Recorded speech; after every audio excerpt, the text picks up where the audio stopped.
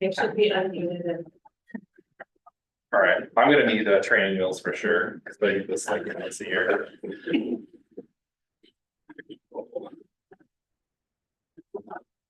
Right. Is it red or green? That's green. All right, perfect. All right, welcome everyone to Planning Commission for December 2nd. I'll call this meeting to order. And we'll have a roll call, please. Source, Here. Commissioner Oliveros, Here. Commissioner Jay. Here. Commissioner Carrasco, Yes. Here. Commissioner Carpenter, Here. Commissioner Cohen, Here via Zoom. Oh, thank you, perfect. and Commissioner Chappelle. Who's apparently on vacation. Okay. Living his best life. Absence. I hope everyone reviewed the minutes, and I would welcome a motion to approve last month's minutes. So moved. Second. All those in favor signify by saying aye. Aye. Opposed? All right. Minutes are approved. I see a couple visitors in the audience. I don't know if you've signed up for visitor comment or you're here spectating, but welcome. You're usually staring at an empty room, so really pleased to have people to talk. So if you have any comments, now's the time. If not, if you're here for the hearing, then we'll save that. I mean, I'll try to feel lighthearted a little bit. All right, well, I guess we'll move to our staff reports. Presentation. I know we have some new business, but I don't know what you want to do first, Fred. Nothing, we need to move right ahead. Perfect. So you want to go right to new business? Yeah. All right. Thank you for the script. Like I said, training wheels for sure. All right, this evening, the Planning Commission will hold a public hearing on legislative amendment LA-2024-06 to discuss amendments to the Independence Comprehensive Plan, Development Code, and maps related to the Central Talmadge Plan. The Planning Commission will make a recommendation to the City Council based on the complete record, including the testimony received following tonight's public hearing. These proceedings will be recorded. This hearing will be held in accordance with the land use procedures required by the city and the state of Oregon. This is a type 4 legislative procedure. At the beginning of the public hearing tonight, staff will identify the applicable substantive criteria for the city's comprehensive plan and the state of Oregon's statewide planning goals. For anyone wishing to speak, we are asking you to use the speaker cards that are provided. When called upon to speak, you must be recognized by the chair, and you must state your name and address for the public record. Before we begin, does any commissioner wish to declare an actual or a potential conflict of interest in this matter? No. Seeing none. I think we will now open the public hearing for LA 2024-06. Perfect, so, thank you very much. My name is Fred. I'm the city planner here at the City of Independence. I'm here to present on changes associated with the Central Talmadge Plan. The Central Talmadge Plan was adopted by a resolution by the City Council on September 10th. Some of the changes that were included in the document included, suggested changes in the document included changes to the future land use map, the comprehensive plan language, to accommodate the plan, the development code and the zoning map. That's what these changes are here before you tonight with as. So I can go through the changes just real quick. They are in your packet, so if you go to page 15 of your packet, you'll see the future land use map change. It is a very small change.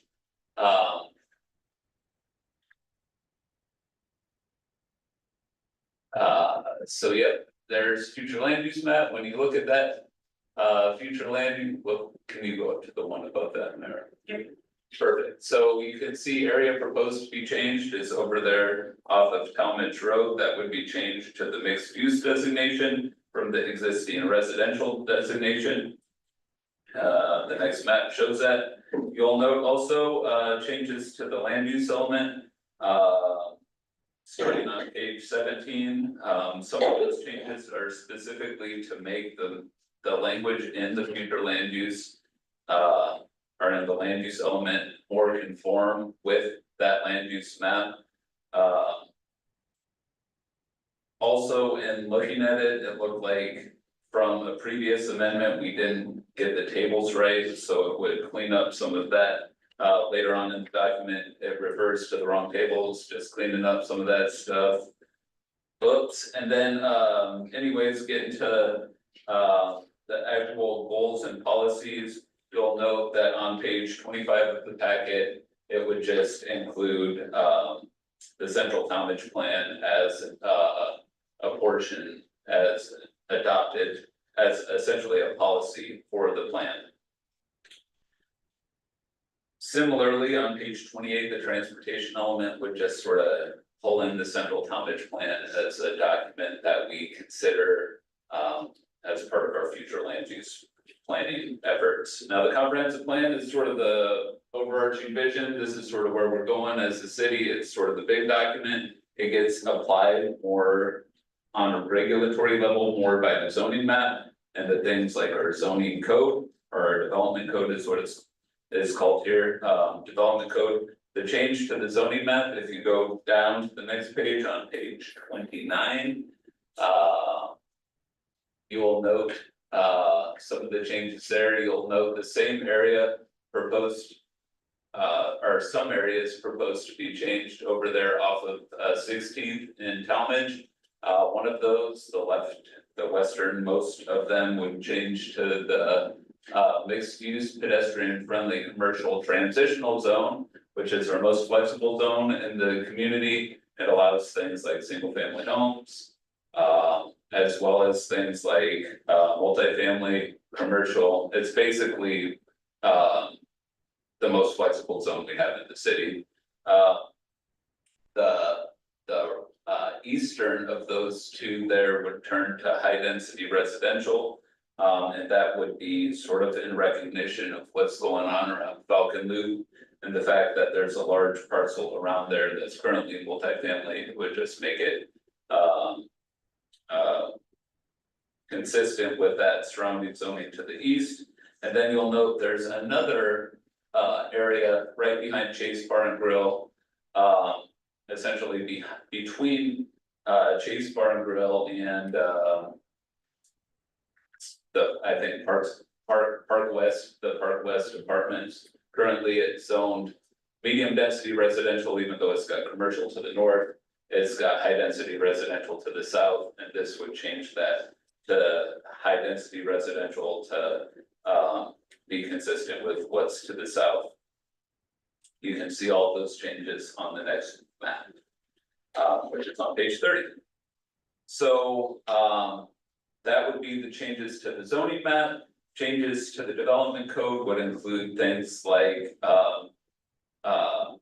adopting the central townage plan as part of the annexation process. If you're annexing something that's within the central townage plan, this would then pull in that plan so we could consider it in terms of future annexation efforts. So is the annexation consistent with the central townage plan when annexation occurs? That's what essentially that subchapter 14 is trying to do, which you see on page 31. Going through talking about, you'll note specifically on page 32, the general location and size of areas intended for low, medium, and high density housing, along with anticipated density spread, each in a description of how any high density housing is proposed in the following locations. And location is shown, the central townage plan if applicable, and then the existing standard that's there for the Southwest concept plan. It's a pretty simple change, but it's just sort of trying to pull in the central townage plan and for when future developments come in. Similar sort of thing on subchapter 23 on page 35, and then you will note just small draft revisions on pages 36 through 38, just to really make it clear that the mixed use pedestrian friendly commercial zone is actually two separate zones. There's been some confusion about that. It used to be one zone. It got split when we were having to allow duplexes on lots zoned for single family homes, and we didn't wanna create a whole nother text for a chapter at that time. So it's like one zone, but it manifests itself in two ways. It's kinda strange, but it just is trying to clarify that just a little bit in that section. One thing you will note, and that is footnote 7, standalone apartment buildings would be allowed in the mixed-use pedestrian-friendly commercial zones in the central town-ish area, so long as they're not fronting the major roads like Monmouth. If they were facing a secondary road like 16th or 17th, you could do a standalone apartment building. That was based on the plan itself, and recognition that some of those parcels along East Street as proposed in the plan would not. They wouldn't exactly be the best for commercial, and they might be a good place for residential. It gives people options. So yeah, that's basically the gist of those changes. In all, they're really fairly small to implement the plan. But there is a number of them, so yeah, so based on all of that, we have conducted a fair amount of outreach for the central townage plan in general. We sent out every property in the central townage area twice.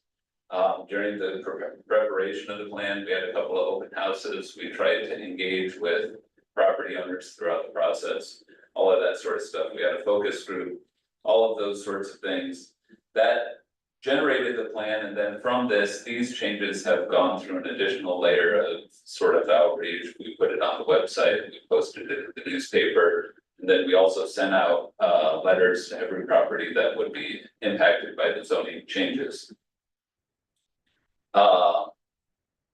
You will see my analysis of the changes in relation to chapter 10 and 11, as well as our comprehensive plan and the Oregon State Planning goals. In short, like,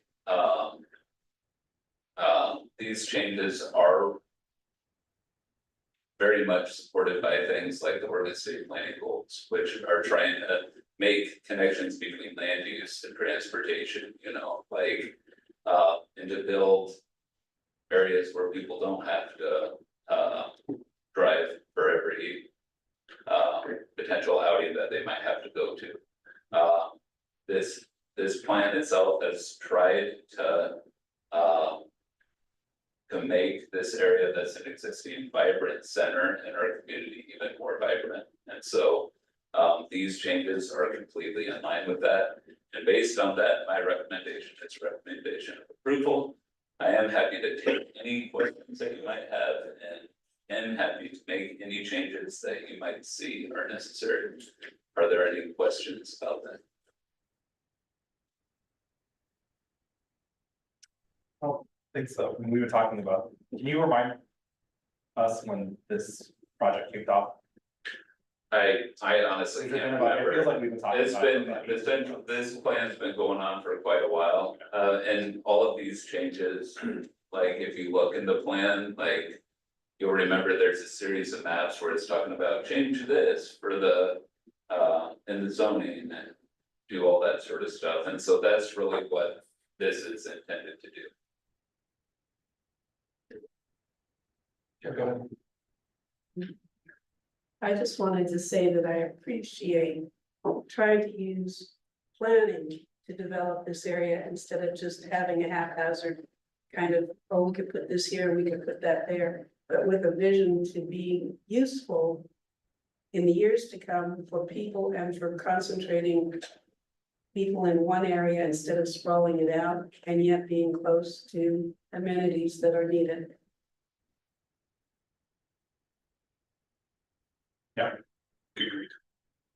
We want to hear from everyone, so if you about this proposal, so if you're here and you want to make comments, you're welcome to do so. Please limit your comments and questions to 5 minutes in length, and please state your name and address for the record if you're gonna make some testimony. So if not, that's fine too. All right, perfect. Hey, even better. All right. I guess you have any other further questions or anything else? Or I think there's proposed language in this package. Chair. Oh, yeah, please. Thanks, Chair. So, Fred, once this is council, what's the next steps? So I think there was some discussion on council about what that looks like. And so what are we committing the city to do? What are the next steps for the public to get involved? Just a little more about that, please. Right, so I mean, so this is a key next step. This would establish a regulatory framework to make sure that stuff in the plan actually is able to happen. So things like the annexation section in particular, we know that we have some annexations sort of sniffing around in this area, and making sure that we have the language in place to have the density in the right area is a key factor for implementing the plan. Beyond that, there's things like physical improvements in the plan, like the East Street connection, as well as things like mid-block pedestrian crossings that cost money. And so we are actively trying to pursue funds to achieve those things. In terms of getting involved for that, I don't think there's a really good way to do that. But I mean, we are actively trying to achieve those things. It is a priority of the city, so. Yeah, just to connect that dot, I assume what you're saying is if we don't have it in, it's hard to apply for those monies.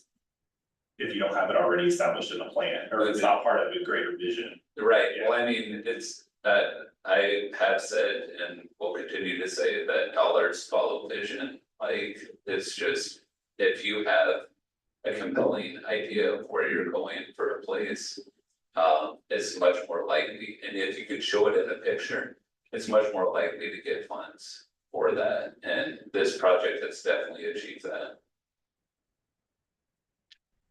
I will offer also, just kudos to the consultants, I mean, to you for helping, No, I helping mean, guide that process. The consultants deserve kudos, they did an excellent job on this. Yeah, it's great, so.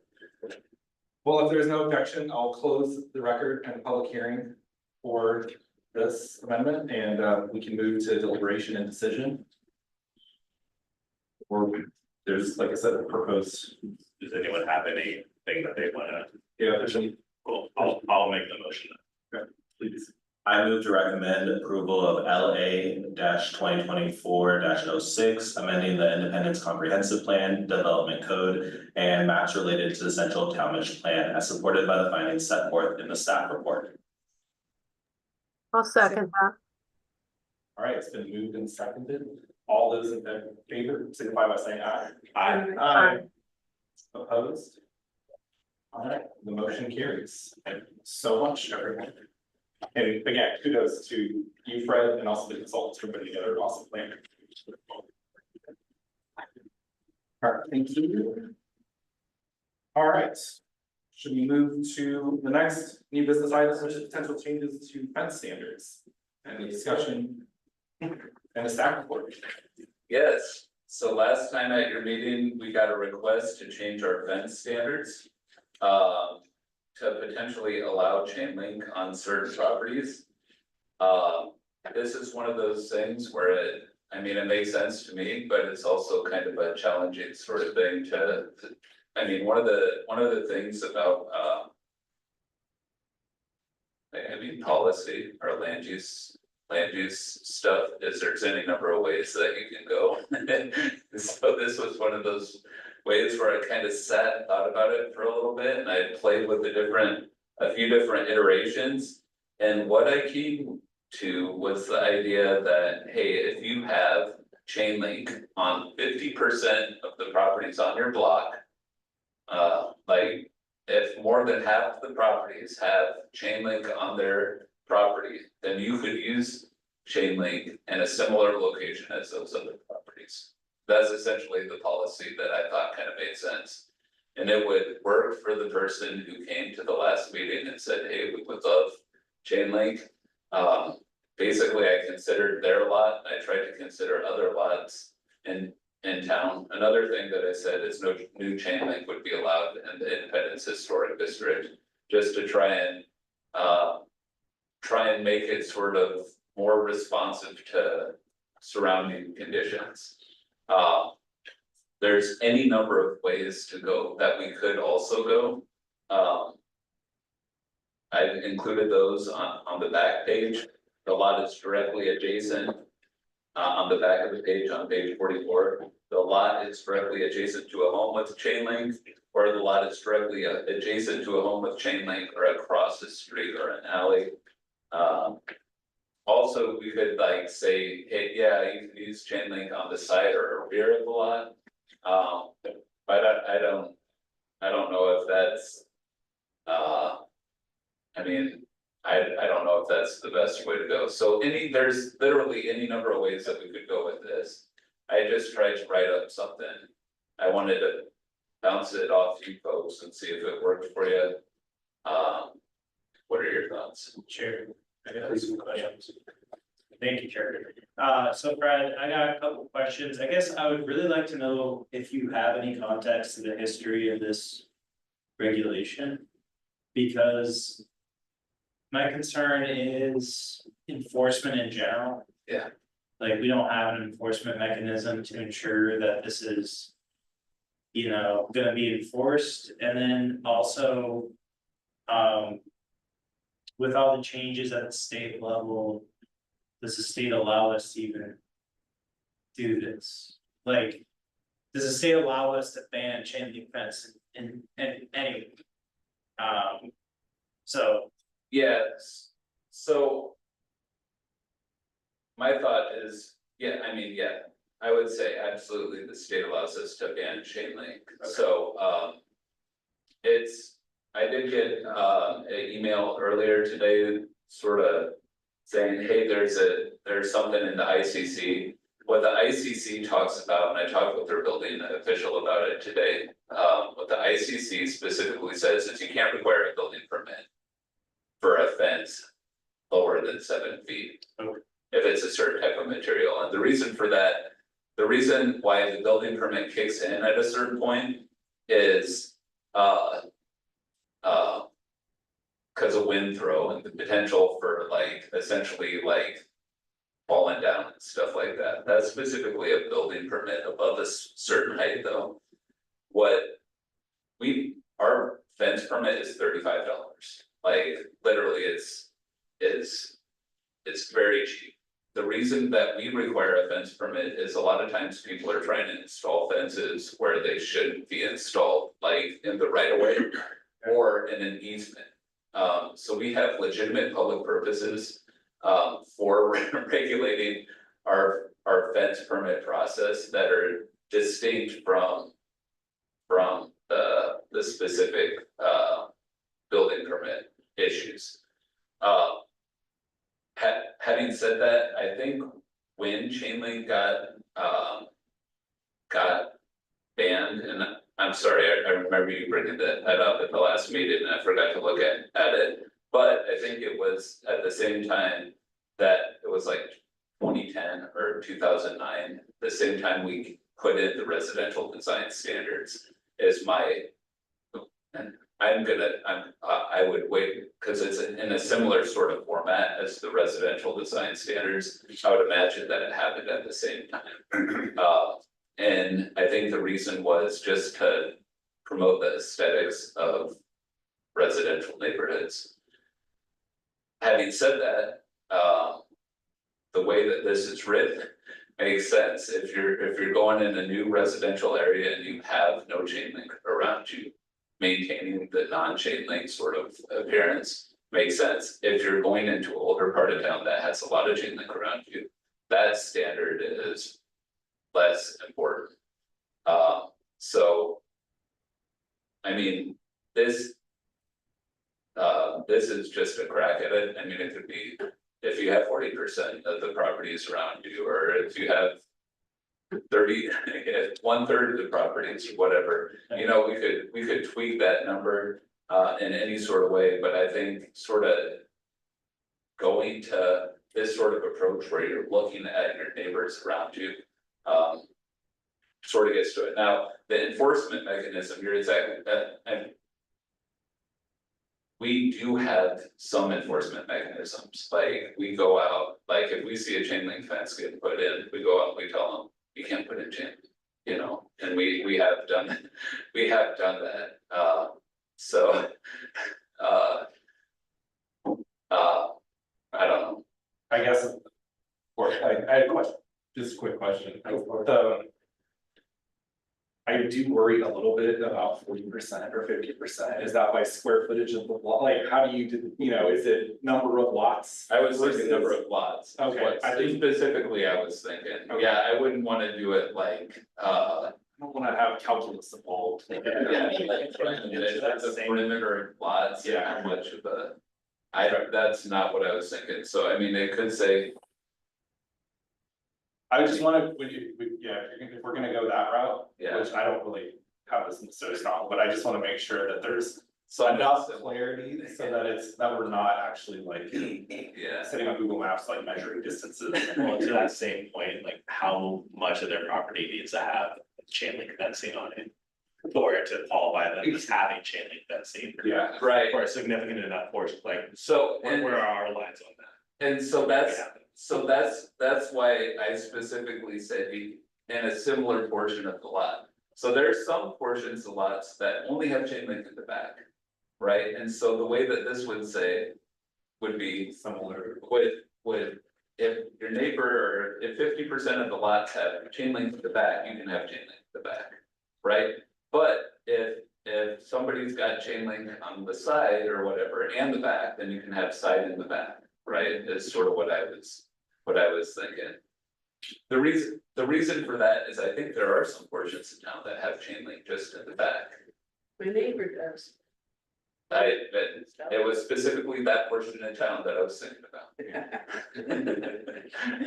My follow-up was what, my fellow commissioners, saying just. I would encourage you to keep it as simple as possible so people can. Easily follow the rule, so. Thank you for your work on this, I just hope that, whenever we're. Increasing flexibility, there's a chance for people to. Kind of overstep that and making sure that the city have the tools to. Enforce if we're gonna change the rule and relax the standard is. Making sure you all are set up for success and Yeah, not us setting you up with failure. Yeah, that's kind of why I was asking for that, because I don't wanna set you up for those types of things. And I mean, literal, I mean. Yeah, there are any number of ways that we could do this. We could allow chain link in one portion of the town, but then we need to define what that portion is, Right. and that seems.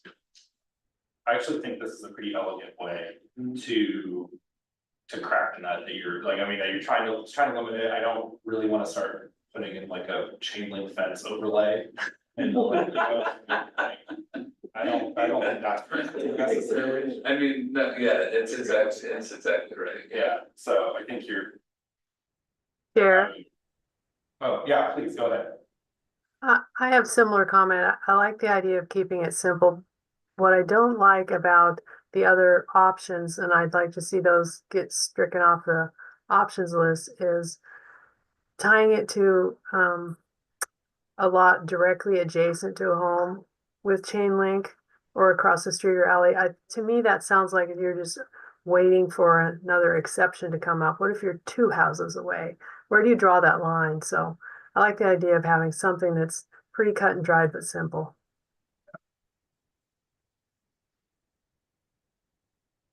Yeah, I think, obviously we have you have to sort of draft language and we have to go through a hearing if we're gonna make a change, but. I guess I really don't have personally like a super strong opinion of this. It just seems like more flexibility makes more sense, and making it simple and flexible makes the most sense. But we've been pretty intent on simplifying and sort of making both more readable, so. yeah. Is there, so based on, I like your feedback about making it clear that we're talking about the number of lots, not the perimeter of the lots. Is there a word or a phrase that you folks see that I could add to that? To clarify that, or, I mean, I might put a parenthetical that just denotes. The 50% of the residential properties, like, total number of lots? like lots. Yeah. Something like that, I wanna make sure that if that's what we're gonna go with, it's for clarifying. Yeah, okay, I would probably make it 40%. I mean, I don't really have a wrong, just 40 or 50, so it probably doesn't matter. You actually like do the running numbers, probably have a 6-1, so. yeah. Yeah. Yeah, what I'll do is cause a number of plots have similar number of plots, so I'll see if there's a number that's easily divisible into the number of plots. Sure. That tends to be on the block. To see if we can go less than 50, otherwise I think 50 is probably. Yeah. Probably makes sense. I had a question for the audience members. Are you all here to talk, to listen to this discussion about fencing? Do you have, I mean, I'll kind of, I don't want to open it up necessarily, but I'll kind of open it up to see if you had some thoughts, because you're here and taking the time. Since you asked, I'm not here for the fencing thing. Oh, okay. But, I think the 50% or whatever percent is really elegant compared to the other options, because it will prevent new pockets of chain link popping up in other parts. The other proposed solutions, you could actually have sort of this knock-on effect of. Yeah, organic. And then maybe we're putting one, and then two, you know, so. Yeah, Yeah. fair enough. Yeah, Fred, I like it. I think you kind of threaded the needle very, very well, very simply, so. You guys, Took a little bit of sitting and thinking about, that's great. Do you have what you need from us? you bet, Oh, yeah, and then, so for the next thing, accomplishments from this last year. Boy, I tell you, the last 2 years have apparently blended, because I thought for certain Western Interlock came through this year, but that was last year. So that was not an accomplishment, Western Interlock was not an accomplishment. But things that we actually did in 2024, I mean, I think it's always good to sort of look at what we've done over the last year and sort of think about what we have coming up next year. And I mean, this last year, we did do a whole bunch of stuff. We had 3 major sort of legislative projects, the housing production strategy, which you folks went to a number of meetings about. I appreciate that. That document is getting prepared right now, and it's gonna be at the city council meeting in January. So that's, I mean, I appreciate all your hard work on that. We did the central townage plan and this year, and then the associated changes that you folks considered tonight. That took quite a bit of time. We did also take a tour of the area in May, which was sweet. That was real fun. I think I'm gonna wanna try and do another tour in the future, because tours are fun. I think a fun tour would be the air park, and I'm hoping for next year. Yeah. Maybe we can tour the air park. See what's going on out there. That would be a fun one. Also, we did the downtown parking project, the plan and the code changes for that. All of those were like pretty substantial projects. They ate up a ton of my year, so those were big accomplishments. Beyond that, like, we also did things, like the land use adjustments.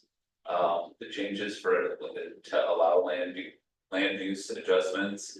That was a big change, and so good work on that. Then, and we did a whole bunch of other stuff related to House Bill 3395, which, like, I looked at, I'm like, I can't even remember that change, but we did that.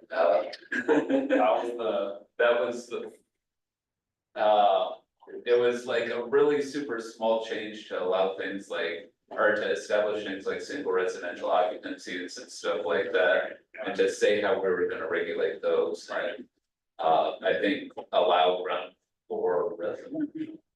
certain buildings, I don't know. Oh, that's right, yeah, for sure. The shared housing for people who are not really, the boarding house. Right, definitely that part. We also did new mural standards this year.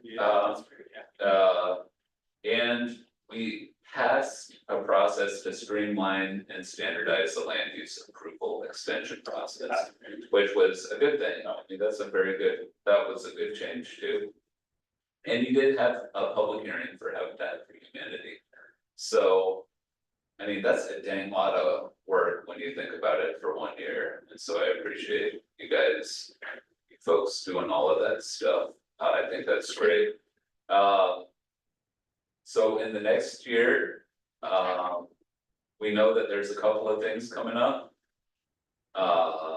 We know that we'll have a renewal, potentially some renewals of land use approvals. So we'll put that land use extension code to the test. We know too that we got a grant to do an infill development code. And so I'm excited about that. So we will see what that looks like. You'll remember years and years and years ago, I brought in a map and sort of was talking about the typology of neighborhoods in Independence, and really trying to make the argument that some neighborhoods are far better suited for infill than others, like just based on the character of the plots and all that sort of stuff. That will give us a chance to try and figure out like how we can actually do that. That will be interesting. We know that we will have to adopt a code change for limited land use decisions out of that Senate Bill 1537 again. I have a draft of that I'm planning on bringing to your meeting in January to take a look at. So that will be that, and we know that we have to amend our floodplain development standards based on that. FEMA maps. Based on Yeah. based on that biological opinion. So we have a fair amount of work to do in 2025. And of course, we know other stuff will come up as well. Yeah, and there's a legislative session, so. There's a legislative session and we will likely get some out of these applications. Yeah. Land use applications, so basically, I just wanted to go through all that because all of that is super good, and I appreciate your folks, the work that you folks do for the city. Thanks, Fred. Didn't realize how much stuff that had happened this year. Great, well, I'm sure, I mean, I already saw a great little preview of the video. There's a video, it's somewhat short.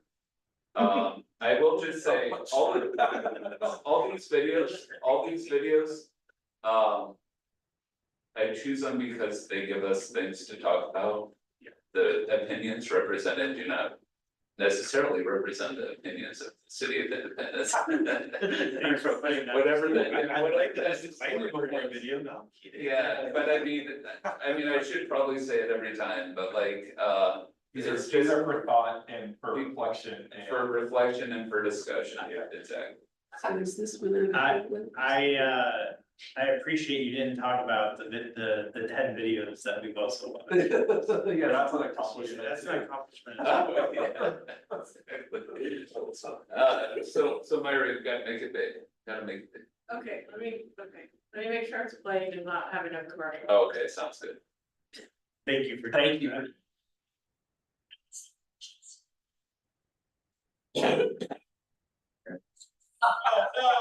that. We can at least mute it.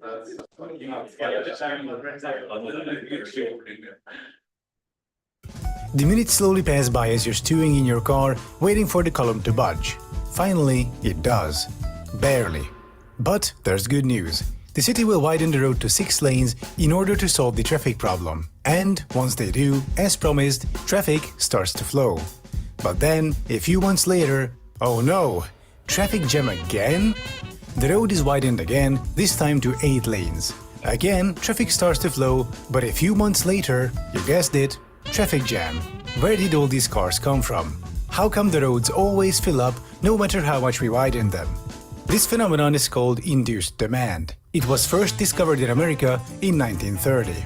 Back then it was called traffic generation, and since then, politicians around the world have been doing their best to pretend it doesn't exist. Induced demand, in the simplest terms, means that adding more lanes, thus making traffic flow faster, will motivate more people to get in their cars, leading to more traffic. This is why, when we widen the road, more cars appear on it, seemingly out of nowhere. Those extra cars are driven by those people who would have otherwise chosen alternative modes of transit to get around. Some would have taken the train, some the bus, some the bike, others would have walked, as driving was slow due to traffic jams. But as soon as the road was widened and the traffic jams disappeared, thousands of people happily switched back to their fast and comfortable cars for their commute, thereby causing traffic jams once again. Fair enough, you might say, but if the demand is there, we could just keep widening the road until everyone fits, thereby solving the traffic jam problem, right? Unfortunately, no. In Texas, the Katy Freeway was widened to its current, unbelievable 26 lanes in width to ease traffic. Once the project was completed, however, commute times in the morning increased by 30% and in the evening by 55%. In other words, the state of Texas spent $2.8 billion to make their commute worse, all because politicians chose to pretend yet again that induced demand isn't real. Building more lanes will not solve traffic. Not in 1930, not now, not ever. As urban planner Louis Mumford said in 1955, building more roads to prevent congestion is like a fat man loosening his belt to prevent obesity. Self-driving cars won't get us out of this mess either. If anything, they would only make things much worse. Imagine someone owning 3 cars with a self-driving function. They get in the first and go shopping. Then they send the second one to pick up their kid from school and the third to go to the mechanic. One person just generated 3 cars worth of traffic. So unless you can find a way to widen the Katy Freeway from 26 lanes to 78, self-driving cars are a bad idea. So what's the actual solution to traffic? Counterintuitively, it's the reduction of road capacity, coupled with providing good alternatives. The more good alternatives you provide, while simultaneously scaling down expensive car infrastructure, the more people will leave their cars at home, thereby reducing traffic jams. Let's take this average 6-lane road. Dedicating 2 lanes to public transit and turning 2 other lanes into safe, separated bike paths will actually increase road capacity and also reduce traffic as people opt for the faster tram, bus or bike instead of the slow, jammed car lanes. Because, turns out, induced demand also works in reverse. The more you widen the road, the more people will choose the car and the more traffic jams you get. The more you narrow the road, the less people will choose the car and the less traffic jams you get. As the saying goes, if you plan your cities for cars and traffic, you get cars and traffic. If you plan for people and places, you get people and places. Of course, this requires political courage. Initially, any such measure will meet stiff opposition from people used to the convenience and comfort of their cars. The same thing happened in Amsterdam, if you can believe it. Back then, the population was largely hostile towards anti-congestion, bike-friendly measures. But now that people saw what decongestion and car-free living mean, everyone got on board and started demanding even more. As you can see, the problem of traffic jams isn't unsolvable. Amsterdam has already done it, and there is nothing stopping your city from becoming the next Amsterdam. In fact, chances are your city already is Amsterdam in the 1960s. All it takes to fix traffic is political courage, something increasingly rare these days. So don't be afraid of decongestion and lane reduction measures. They will not make traffic worse. On the contrary, those are the only solutions ever known to finally, once and for all, fix traffic.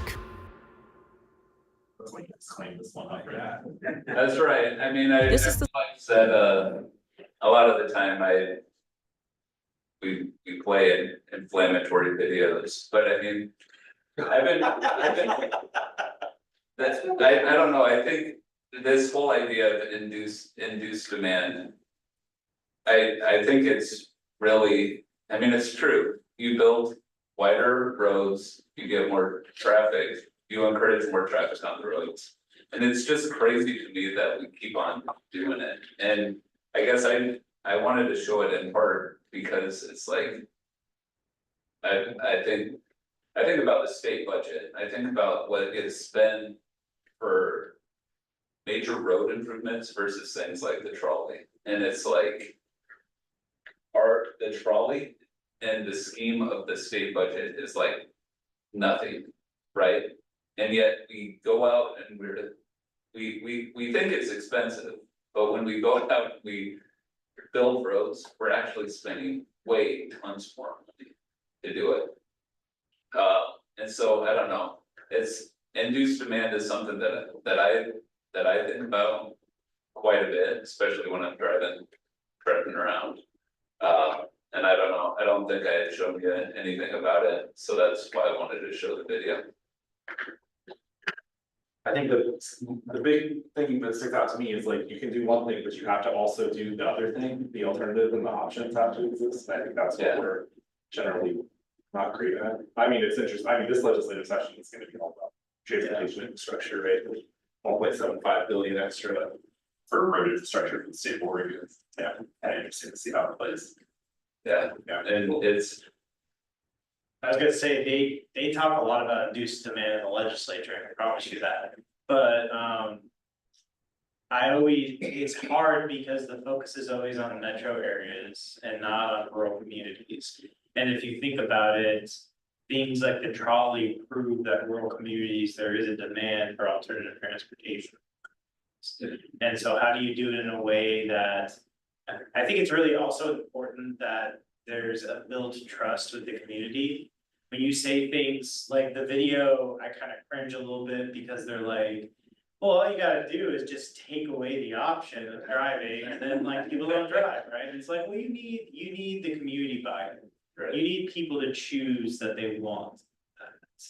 And like, I don't think as policymakers, we should ever be like, well, you don't need a car. Like you in a community don't need a car. You should choose like how you want to get around. Like if I had my way, I would choose to do the trolley more than I do, like, and drive less, but that's not everyone's choice, and that should be part of our policy consideration. So I think, you know, when we think about these things, especially in rural communities in places like Oregon, you really have to listen to what the community is saying and kind of come from a yes and perspective. Like, I think the biggest thing we can do is those separated bike paths. I hear a lot of people who are pro-bike who want them, and people who drive big trucks who are freaked out about accidentally hitting one of those bikers, right? Yeah. And they both want to say, you know, get them off the road and free, right? So it's like, how do we do that? right, and I mean, I think that I agree with you 100%, and like, I never think about like bikes in terms of like, everybody should be in a bike, because I know not everybody's gonna be in a bike. But I do think that we should be I went to Finland, right? I went to Finland like last year about this time. The one thing that I realized about Finland is it was easier to get around on a tram than anything else. Literally, you could hop on a tram, you could get anywhere in the city. It was far easier than to drive and park. Right, it dropped you off closer to the door, the whole deal, you didn't have to worry about the car, it was easy. I think that always we should be aspiring for that in the design of cities, right? So how can we make it funner, more convenient to bike or ride a trolley or whatever sort of or walk than driving a car? And it's not necessarily pushing cars off the road, it's just trying to make sure that you're considering how to accommodate those other modes as well. But you know, if you're gonna do that, you have to offer those other modes. I think the Cascade rail line that goes from Eugene and north, I think from south from Seattle or Vancouver, it's very helpful if you're doing that, but it's very difficult if you're coming in from the airport to get to the train station. It doesn't make sense that you don't connect. And to take the trolley here, you know, it's fine on Monmouth Street, but if you live several blocks either way of it, if you drive to that to catch it, where do you put your car?